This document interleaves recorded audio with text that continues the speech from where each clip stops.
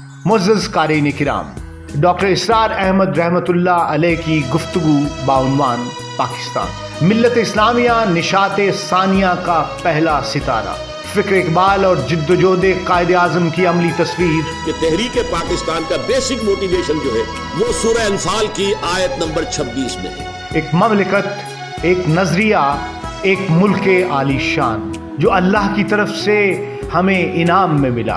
जो इकबाल ने कहा था कि वक्त फुर्सत है, कहा काम अभी बाकी है, नूर तौहीद का इत्माम अभी बाकी है। अगरचे साथी खबर दी थी ये जहां मामूर होगा नगमा तौहीद से।